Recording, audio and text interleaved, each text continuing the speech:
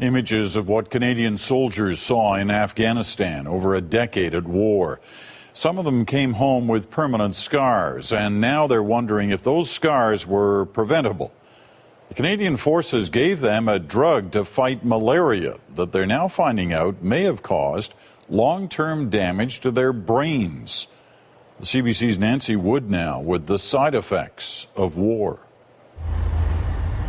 Donald Hooky has been home for 6 years now, but Afghanistan still haunts him. Until recently, Hooky blamed his rage and nightmares on post-traumatic stress disorder.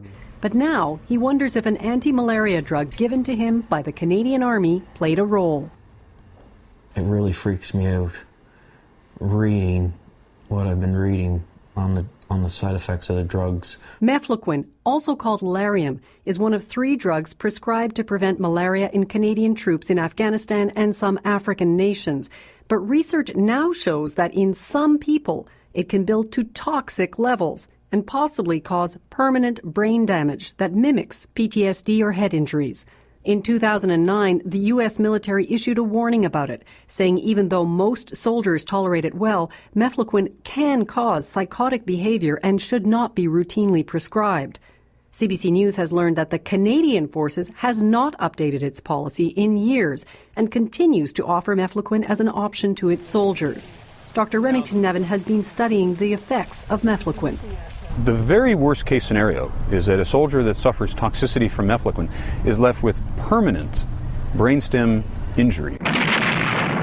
The drug dates back to the Vietnam War, a time when the U.S. Army was losing soldiers daily to malaria. Army scientists searched for new drugs to fight the mosquito-borne disease. From the start, soldiers reported disturbing side effects with Mefloquine, vivid nightmares, hallucinations, even psychosis. The drug companies have always warned of having side effects and told travelers to switch to another drug if it happens. These could be an indication, an early warning sign of a developing, more serious brain condition, a toxicity caused by rising levels of the drug. For the first time, the U.S. Centers for Disease Control's Yellow Book Traveler Advisory this year issued a warning about Mefloquine, saying it should not be used for military deployments because those side effects can easily be confused with PTSD or brain injury.